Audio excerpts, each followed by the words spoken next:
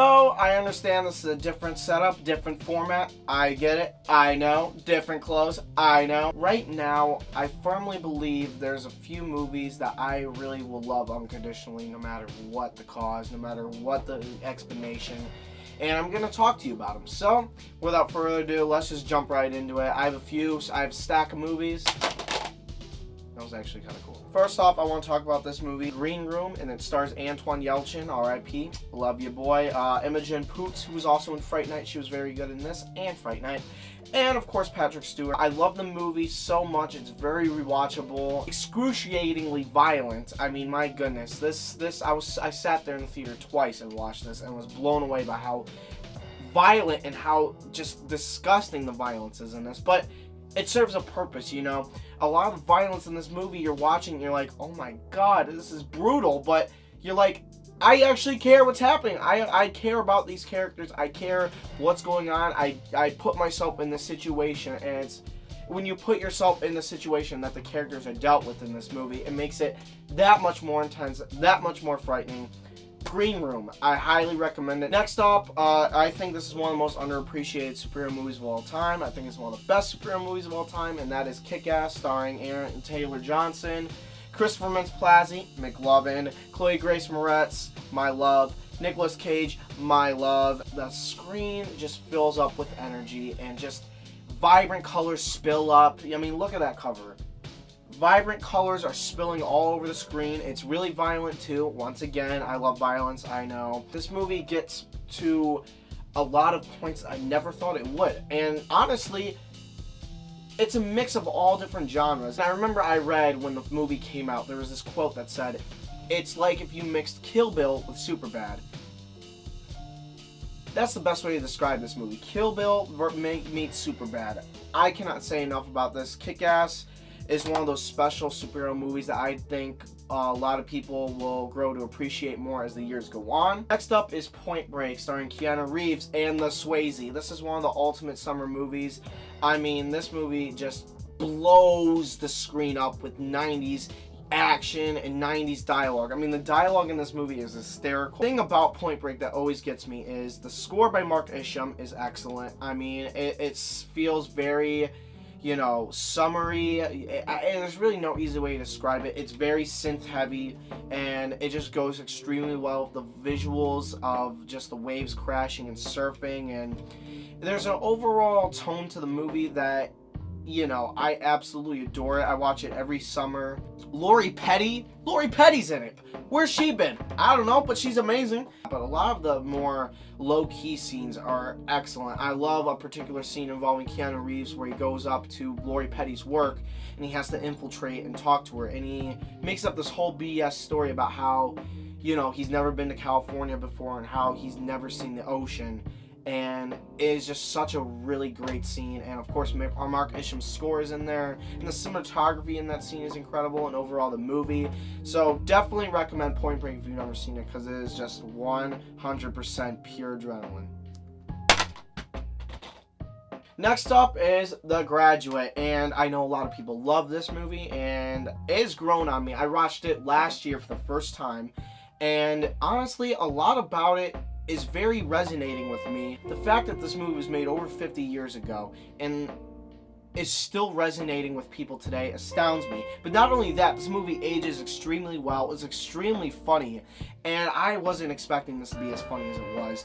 And I've watched it 5 times since. I mean, I picked up the Criterion of it, which I owned it on Blu-ray, but I spent another $20 to buy the Criterion, so that just shows you where my heart is and my mind is. So, The Graduate is one of those movies that will just always resonate with me, and it's hysterical, and it's funny, and it just encapsulates the world it was in, but also transcends it. So, love The Graduate.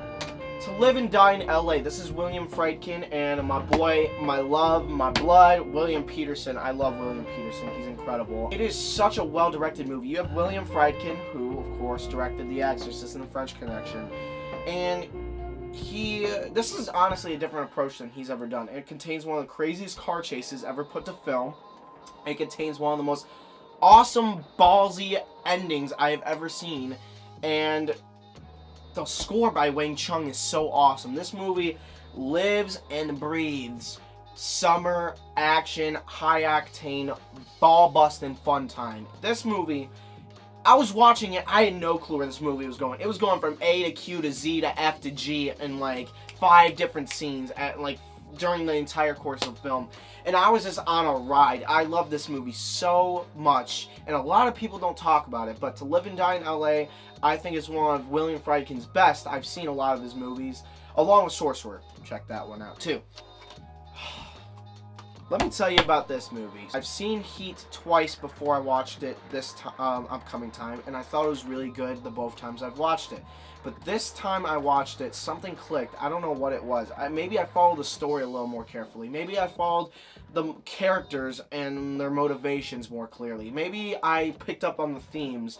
Maybe I just picked up on how amazing this movie is. Heat is one of the greatest movies I've ever seen in my life. The thing about Heat is you have a yin to the yang situation going on. You have 2 characters who the movie basically centers on these 2 characters. You know, you get to see Al Pacino's life. You get to see De Niro's life. You get to see what makes Pacino angry. You get to see what makes De Niro happy. And over the course of this 3-hour-long movie, it's all about this one particular heist. And it all centers around the conflict between Al Pacino and De Niro. And Al Pacino is going after De Niro, and De Niro is trying to get this one job done, and then he's done. He wants to move on. But there's so much to talk about here. I can't even begin to describe it. The cinematography in this movie is utterly breathtaking. It follows so many different characters at so many different points, but it all 360s, and it all makes sure it all wraps up before the end credits roll. And I think Heat is technically one of the greatest movies ever made, and from a storytelling point, I think it's one of the greatest movies ever made. Jack Nicholson, Chinatown, directed by Roman Polanski, who fled the country because he was involved with a sexual encounter with a 13-year-old girl. Yeah, I'm not going to talk about that. Chinatown is one of the greatest neo-noirs ever made. The script in this movie is insane. The lines in this movie blow me away. But not only that, the movie flows so perfectly, and it's so easy to kind of, you know, get sidetracked and get lost because the visuals in this movie are incredible. But not only that, the direction by Roman Polanski is truly what makes this movie. There are scenes where it's just the camera will pan and it'll just stay, and it's just, you'll hear nothing but, you know, whatever's happening in the movie. You'll hear birds chirping, you'll hear just cars rolling by, the wind blowing, and it just makes you feel like you're in this world. You're in the heat of 1937 LA, trying to figure out what's going on. Jerry Goldsmith's score is one of the best scores I've ever heard in my entire life. It is just absolutely incredible. I would recommend, if you are on the fence about watching Chinatown, go onto YouTube right now. Check out Jerry Goldsmith's score for this. Okay, the opening score gives me chills, goosebumps up the wazoo. And finally, The Lost Boys. Now, get this. I've seen this movie once. Yeah, one time, okay? And the one time I watched it, it sparked something in me.